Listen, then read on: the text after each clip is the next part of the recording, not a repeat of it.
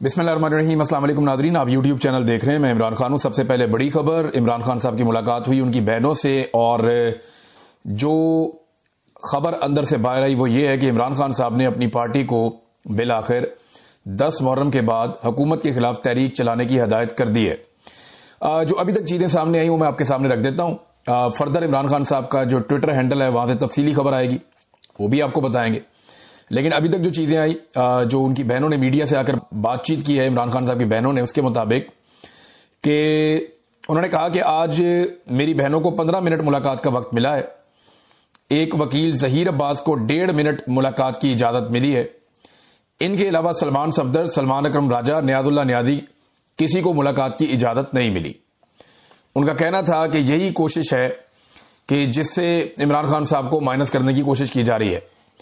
इमरान खान ने 26वीं तरमीम की बात की है और इस तरमीम के नताइज उन्होंने कहा वाज़े हो रहे हैं। इमरान खान ने कहा कि आप लोगों का वोट चोरी कर लें और कहें कि वोट की अहमियत नहीं, तो इसका मतलब मार्शल लॉ है। अदलिया को गवर्नमेंट डिपार्टमेंट बना दिया गया है और जजेस के साथ ऐसा करें तो रूल ऑफ लॉ खत्म हो चुका है। इमरान खान ने कहा कि इसके साथ साथ इखलाकियात भी मुल्क में खत्म हो चुकी हैं। अलीमा खान के मुताबिक इमरान खान ने कहा कि असेंबलियों में बैठे लोग वोट से नहीं आए, मीडिया की आवाज बंद कर दी गई है, 27वीं तरमीम लाई जा रही है। इससे बेहतर है बादशाहत का ऐलान कर दें, क्योंकि लोगों की आवाज खत्म कर दी गई है।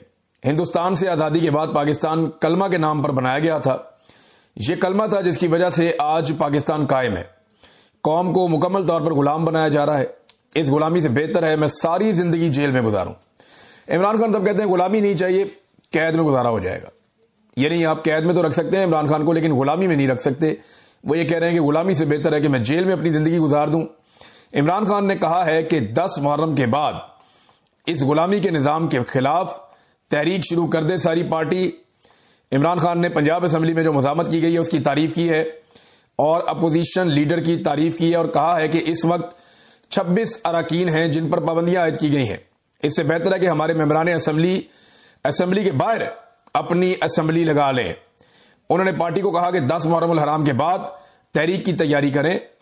इमरान खान ने पार्टी के लिए हदायत दी है कि सलमान अकरम राजा साहब को वो हदायत जो इमरान खान साहब ने दी है पार्टी के लिए, वो उनकी बहनों ने कहा कि हमने सलमान अकरम राजा को बता दी है, वो पार्टी तक पहुंचा देंगे।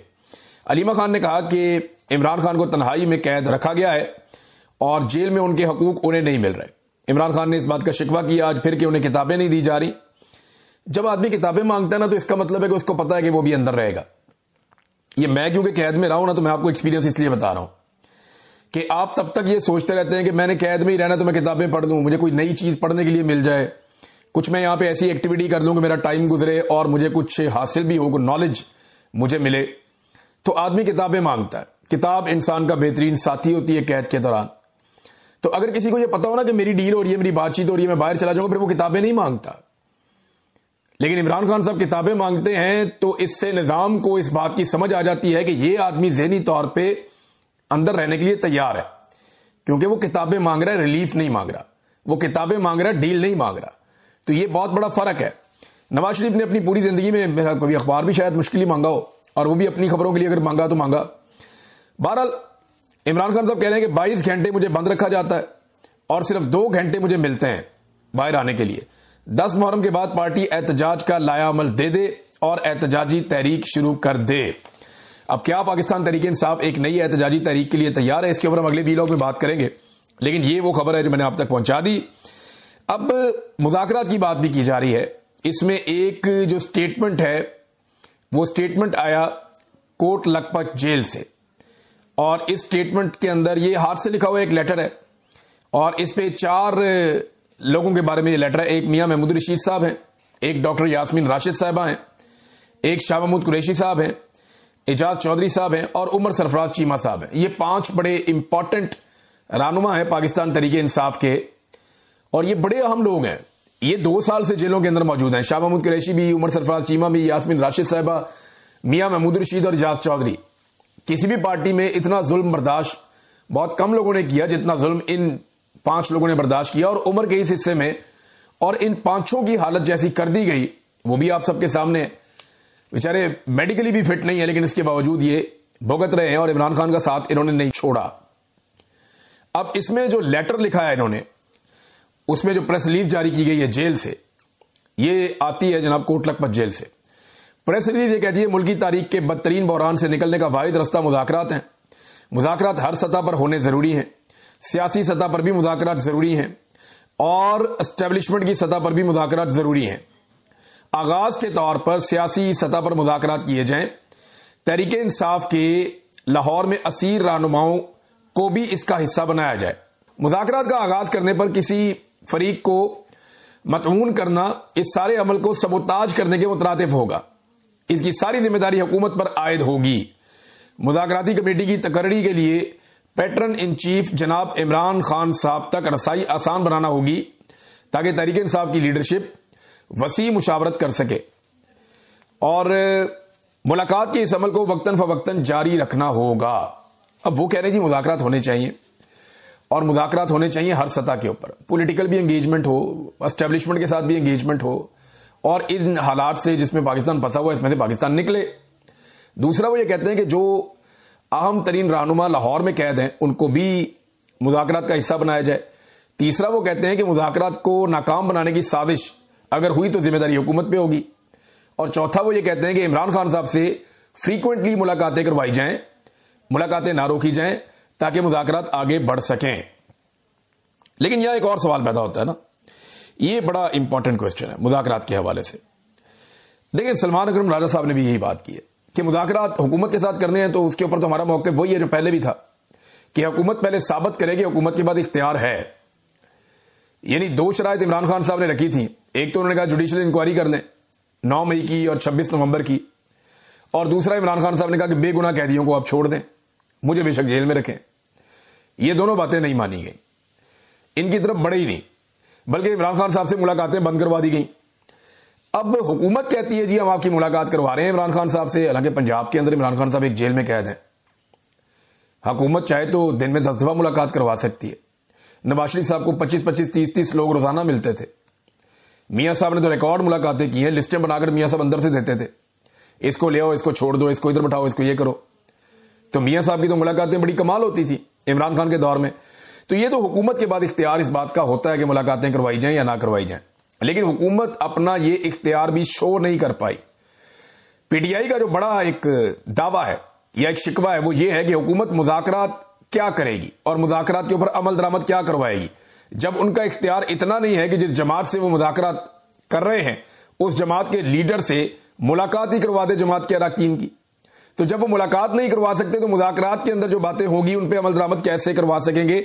ये बड़ा वैलिड एतराज है पाकिस्तान तहरीक इंसाफ का, इसका हुकूमत के पास जवाब भी बेचारों के पास कुछ नहीं है। तो इमरान खान साहब से जो मुलाकात हुई है तकरीबन 15 मिनट की हुई है, डिफरेंट चीजें इमरान खान साहब ने कही हैं, लेकिन जो मुझे सबसे इंपॉर्टेंट बात लगी वो 2 चीजें। एक तो वो ये कहते हैं मैं कैद में रह लूंगा, गुलामी में नहीं रहूंगा, और दूसरा उन्होंने इमरान खान साहब ने यह कहा कि 10 मुहर्रम के बाद लायामल तैयार करो और एहतजाज और तहरीक का ऐलान करो और तहरीक को शुरू करो। नाज़रीन, काजी फायद ईसा के बाद एक दूसरा महात्मा भी काबू आ गया। काजी फायद ईसा को महात्मा बनाया हुआ था ना, इंसाफ का देवता, पूजा हो रही थी दिन रात उसकी। फिर काजी फायद ईसा ने बताया कि नहीं, सदीक जान ठीक कह रहा था। काजी फायद ईसा ने बताया कि नहीं, हम सब ठीक कह रहे थे और हमारी काजी फायद ईसा के बारे में राय बिल्कुल दुरुस्त थी कि ये तारीख के कूड़ादान का हिस्सा बनेगा और वो शख्स कचरे की तरह तारीख के कूड़ादान के अंदर पड़ा हुआ है और इतना ढीठ है कि अभी भी कौम से माफी नहीं मांग रहा। बेशरम तरीन किरदार जो पाकिस्तान की तारीख में आया, एक ऐसा आदमी जिसने खुद की तारीफें करने वालों को मजबूर कर दिया कि तुम भाई मेरी तारीफ ना करो, मुझे गालियां दो। काजी फायद ईसा को पूरी कौम झोलियां उठा उठा कर बदवाएं दे रही है और इतना बेशर्म करैक्टर पाकिस्तान की तारीख में कभी इस तरह के ओहदे के ऊपर लाकर नहीं बिठाया गया। मैं अपने एंगल से बताऊं तो भाई मुझे जानता था वो आदमी और अदालत में खड़ा होकर इनकार कर रहा था कि जनाब मैं इसको कैसे इंसाफ दूं, यानी मेरे से भाग रहा था चीफ जस्टिस सा। मैं कोशिश कर रहा था कि मुझे बुला भाई, मुझे बुला के पूछ, लेकिन वो अपने दांव पेच खेल रहा था। बहरहाल मेरी तो बात छोड़े, इसने जो कौम के साथ कर दिया, इसने बल्ले का निशान छीन लिया सबसे बड़ी पॉलिटिकल पार्टी से, फिर जुल्म और बर्बरियत की इंतहा कर दी और फिर उन्हें आगे टालने देता है कि किचन की गर्मी बर्दाश्त नहीं हो रही तो फिर आप किचन छोड़ दें। तो वही काजी फायद ईसा गर्मी बर्दाश्त नहीं कर पा रहा, सारा पाकिस्तान उसको डोनट खिलाना चाहता है लेकिन वो छुपता फिर रहा है, कभी भेस बदल के कभी कुछ और करके। ये काजी फायद ईसा की हालत है। ये एक महात्मा था। दूसरा महात्मा था शौकत सिद्दीकी, शौकत अजीज सिद्दीकी। इसको भी नून लीग ने, मरियम नवाज, उन्होंने बहुत चुका हुआ था कि जनाब बड़ा इंसाफ परवर है, ये है, वो है, एंजे थे ओंजे। उसने भी जनाब जस्टिस सरफराज डोगर को, जो एस्टेब्लिशमेंट की और हुकूमत की चॉइस है, उसको चुन लिया। देखिए, मैंने आपको कहा था दो लोगों का बड़ा अहम इम्तिहान है आज। एक फारूक एच नाइक का कि इन्होंने इनकलाबी होने का सारी जिंदगी ढोंग किया, और दूसरा एक इम्तिहान है जस्टिस शौकत अजीज सिद्दीकी का कि इन्होंने भी इनकलाबी होने का ढोंग किया और एंटी एस्टेब्लिशमेंट होने के इन्होंने नारे बुलंद किए। और इन दोनों ने एस्टेब्लिशमेंट के खास आदमी जस्टिस सरफराज डोगर को वोट डालकर इस्लामाबाद हाई कोर्ट के चीफ जस्टिस के लिए चुन लिया। बहरहाल वहां पे फड्डा पड़ा हुआ था।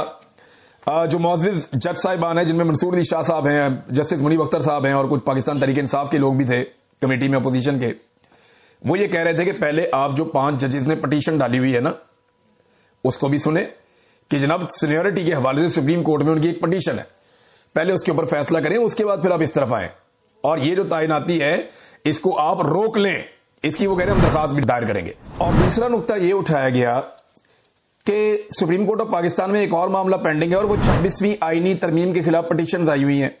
अब ये जो कुछ भी हो रहा है ये 26वीं आईनी तरमीम के मुताबिक हो रहा है, लिहाजा पहले 26वीं आईनी तरमीम को सुना जाए और उसके बाद फिर ये मामला जो है आगे बढ़ाया जाए।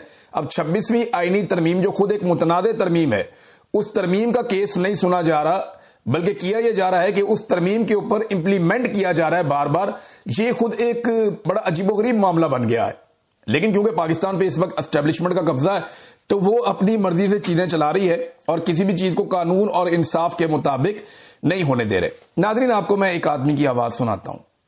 ये एक नौजवान है, साद रिजवी इनका नाम है। पेट्रोल की कीमतें बढ़ने के ऊपर इनका मौकिफ क्या हुआ करता था, जरा ये मौकिफ पहले आप सुन लीजिए। पेट्रोल महंगा, एक 10 रुपए की भी अगर आवाज आ गई फिर महंगा होने लगा, तो फिर असं मुल पावे कि मुल्क के अंदर महंगाई करनी किस तरह। इन्हें IMF के गुलामों लंबे पावे और इन्होंने दसांगे कि जनाब इन्होंने की बदमाशी लाई हुई इस मुल्क के अंदर। और इंशाअल्लाह फिर मैं कह चुका हूं कि तहरीक लब्बैक पहले मरहले ऐसी जनाब पहिया जाम हड़ताल का ऐलान करेगी। कोयटा तो लेके लाहौर तक, पेशावर तो लेके कराची तक हर शहर जाम करके दसांगे कि कौम हम थोड़े जुल्म तो तंग आ चुके। लेकिन नाज़रीन, ये नौजवान जो है एक मजहबी सियासी जमात से इनका ताल्लुक है, TLP से, और ये इमरान खान साहब के दौर में बहुत एहतजाज किया करते थे। एस्टेब्लिशमेंट के कहा जाता है ये लोग बहुत करीब हैं, और जब ये नौजवान बाहर आया तो उस वक्त एक बड़ी लंबी चौड़ी कहानी भी थी। शेख रशीद और बहुत सारे लोग उसके गवाह हैं। अब मामला ये है कि इन्होंने कहा जी 10 रुपए हम नहीं कभी बढ़ने देंगे, हम ये कर देंगे तो वो कर देंगे, तो बड़ी इन्होंने आवाजें उठाई थी। कई मरतबा 10 रुपए बढ़ गए। उसके बाद इतनी मरतबा 10 रुपए बढ़े कि लगभग 130 रुपए के करीब इन्होंने कीमतें बढ़ा दी। लेकिन ये शख्स आपको कभी भी नजर नहीं आया। एक पंफलेट मैं आपको दिखाना चाहता हूं, ये भी आप देख लीजिए, क्योंकि देखिए फौज जब साथ खड़ी हो जाए ना एक सियासी जमात के या सियासी जमातों के इकट्ठ के कि हमने आपकी हुकूमत को चलाना है, तो फिर वो स्याह करें सफेद करें, ना मौलवी बोलता है ना कोई और बोलता है, किसी की आवाज भी नहीं निकलती, लोग चूं भी नहीं निकालते। ज्यादातर लोग मफाद परस्त होते हैं और एस्टेब्लिशमेंट के साथ उनके मफादात जुड़े हुए होते हैं, तो बेचारे ब्लैकमेल होते रहते हैं। ये बेचारे भी वैसे ही हैं। अब ये देखें, ये एक पंफलेट है इमरान खान के दौरे हुकूमत का, और ये जनाब मार्च 2022 का है। मार्च 2022 महंगाई मुकाओ पंफलेट। अच्छा जी, अब ये मार्च 2022 है, तो फिर ये तो वो वक्त हो गया ना जिस वक्त इमरान खान साहब की हुकूमत को खत्म किया जा रहा था। तो वो कहते हैं जी मैं एक टैक्सी ड्राइवर हूं, मैं 150 रुपए लीटर पेट्रोल डलवाकर कैसे गुजारा करूं, मैं इस नाअहल वजीर आजम को हटाने के लिए इस्लामाबाद आ रहा हूं। ये जनाब टैक्सी ड्राइवर अंकल हैं, इनकी तस्वीर लगी हुई है। अब मैं ये जानना चाहता हूं कि ये जो टैक्सी ड्राइवर अंकल हैं ये आजकल किधर हैं? 150 रुपए का पेट्रोल इन्हें महंगा लग रहा था, और आज 250 रुपए का पेट्रोल जब ये डलवा रहे हैं तब इन्हें कैसा लग रहा है, मैं सिर्फ ये जानना चाहता हूं। तो ये रंगबाजियां पाकिस्तान की एस्टेब्लिशमेंट ने करवाई थी सियासी जमातों के साथ मिलकर इमरान खान की हुकूमत गिराने के लिए, और तब से लेकर अब तक इनसे मुल्क ही नहीं संभाला जा रहा। मुल्क का इन्होंने बेड़ा गर्क कर दिया है। और शौक इनके किस तरह के हैं, ये मेरे एक बड़े अच्छे दोस्त हैं अहमद फरहाद, इन्होंने बड़े अच्छे शायर भी हैं, बड़ी अच्छी शायरी करते हैं। इन्होंने एक ट्वीट किया, और ये अहमद फरहाद ही लिख सकते थे इस तरह की चीज, वो बड़े दिलेर आदमी हैं। लेकिन ये आप जरा 1000 रुपए का नोट देखें, ये जो 1000 रुपए का नोट है, इसके ऊपर मरियम नवाज की फोटो बनी हुई है, ये देख रहे हैं आप। ये इनकी ख्वाहिश है, इनका बस चले ना तो ये इस मुल्क के साथ ये भी कर दें। ये ऐसा बेशरम खानदान है। मैं कहना नहीं चाहता, देखिए अच्छा नहीं लगता कहने में, लेकिन हरकतें तो चेक करें आप। पार्कों के नाम अपने नाम पे, अस्पतालों के नाम अपने नाम पे, स्कूलों के नाम अपने नाम पे, कॉलेजों के नाम अपने नाम पे, सड़कों के नाम अपने नाम पे, बाथरूमों के नाम अपने नाम पे, बसों के नाम अपने नाम पे, और छोटे छोटे जो मेडिकल यूनिट्स हैं उनके नाम अपने नाम पे, हर स्कीम के नाम अपने, यानी कोई चीज ऐसी नहीं है जिसपे ये अपना नाम और अपनी फोटो ना चिपकाना चाहते हो। तो करेंसी नोट इनसे कैसे बच सकता है? याद रखें, ये कोशिश करेंगे कि करेंसी नोट के ऊपर भी अपनी शक्लें चिपकाएं। ये किया तो उन्होंने एक अजराए मजाक है, लेकिन सीरियसली ये खानदान ये भी कर सकता है अगर ये कायदे आजम के नाम को और कायदे आजम की तस्वीर को हटाकर अपनी नकम्मी औलाद का नाम और तस्वीर लगा सकते हैं। तो यार, जिसे मेडिकल कॉलेज में दाखिला नहीं मिलता था, उसकी तस्वीर उठा के इतना मेडिकल इंस्टीट्यूट है उसके ऊपर लगा दी और उसके नाम के ऊपर बना दिया। पैसा अरबों रुपया, करोड़ों रुपया खर्च हो कौम का और नाम इनके बने, ये कैसे हो सकता है? इमरान खान के नाम पे आप मुझे एक जगह एक चीज दिखा दें, कोई एक इस मुल्क के अंदर जो उसने सरकारी खजाने से बनाई हो, आपको कुछ नहीं मिलेगा। अभी वो अली अमीन गंडापुर ने ये खाची मारी थी, मैं तो ये कहूंगा, वो जो एक स्टेडियम का नाम इमरान खान के नाम पे रखने लगे थे, भाई इमरान खान ने खुद सारी जिंदगी ये नहीं होने दी और इमरान खान ने प्रोटेस्ट किया इसके ऊपर। उन्होंने कहा यार ये क्या बात है यार, वो जो स्टेडियम का नाम जैसे है वैसे रहने दें आप पेशावर वाले का, तो उसका नाम तब्दील करके इमरान खान के नाम पे रखने की कोशिश कर रहे थे। तो ये सस्ती शोहरत के तरीके होते हैं, इमरान खान को इनकी जरूरत नहीं है। तो अहमद फरहाद साहब लिखते हैं कि कमिंग सून, और नीचे लिख दिया उन्होंने कायदे आजम से फायदे आजम तक। वो तो कायदे आजम था ना मोहम्मद अली जिन्ना, और ये फायदे आजम है। कायदे आजम ने सियासत करके पाकिस्तान को फायदा पहुंचाया और पाकिस्तान बनाया, इसलिए उसे हम कायदे आजम कहते हैं, सबसे बड़ा कायद पाकिस्तानियों का। ये फायदे आजम है, इन्होंने पाकिस्तान में सियासत करके पाकिस्तान से फायदा उठाया, अवाम का खून निचोड़ा, अवाम का पैसा छीन कर पाकिस्तान से बाहर मुंतकिल किया, मनी लॉन्ड्रिंग की, अपनी मिलें, फैक्ट्रियां और कारोबार बनाए, अपनी औलाद के लिए सियासत की, अपनी औलाद को सियासत में लाकर उनको भी सोने का चमचा उनके मुंह में पकड़ाया। तो ये इन्होंने किया, तो ये फायदे आजम है, ये कायदे आजम नहीं है। ये अहमद फरहाद साहब ने एक बड़ी इंटरेस्टिंग चीज सामने रखी थी, मैंने इसलिए आपको दिखाई है। तो नाज़रीन, ये पेट्रोल की कीमतें बढ़ रही हैं और इन्हें इस बात का आइडिया है, यानी ये जानते हैं कि इन्होंने वोट शोट तो लेने नहीं है, इन्होंने जो बूटों के तस्मे उनके साथ लटक के हमेशा इक़्तिदार में आना है, लिहाजा इन्हें किसी किस्म की फिक्र नहीं है कि अवाम इनके बारे में क्या सोचती है। यानी नए साल के जो तोहफे इन्होंने अवाम को दिए हैं, जरा ये आप देखिए, 4 बड़े तोहफे हैं जो नए साल पे, जो नया माली साल आता है ना 1 जुलाई से, 4 बड़े तोहफे इन्होंने कौम को दिए हैं। नंबर 1, पेट्रोलियम मसनूआत की कीमतों में बड़ा इजाफा कर दिया। नंबर 2, दीगर एटीएम से अगर आप जाएं और जाके पैसे निकलवाएं तो पहले आपके 23 रुपए कटते थे, अब आपके 35 रुपए कटेंगे, तो ये आपको इजाफी 12 रुपए मजीद देने पड़ेंगे। फिर जनाब गैस की कीमतों में 50% तक इन्होंने इजाफा कर दिया है। पंजाब के सरकारी अस्पतालों में जो सेहत कार्ड की एक सहूलत थी गरीब आदमी को, वो भी गरीब आदमी से इन्होंने छीन लिए। ये 4 बड़े तोहफे इन्होंने नए माली साल के पाकिस्तानियों को दिए हैं। नाज़रीन, इस वीलॉग को यहाँ रोकते हैं, मेरे पास बड़ी इंपॉर्टेंट कुछ और खबरें भी हैं, वो आपके साथ मैं शेयर करता हूं नेक्स्ट वीलॉग में। खास तौर पे ख्वाजा आसिफ से जब पूछा गया कि व्हाइट हाउस में आर्मी चीफ की जो मुलाकात हुई तो उसके बारे में आपको क्या पता था, ये मैं आपको बताऊंगा कि इनको क्या पता था और ये अब ये कह क्या रहे हैं और इनकी क्या हालत थी और ये कितना फंसे हुए हैं, ये सब मैं आपको बताऊंगा नेक्स्ट वीलॉग में। अब तक के लिए इतना ही, अपना ख्याल रखिएगा, अपने इस चैनल का भी। अल्लाह हाफिज।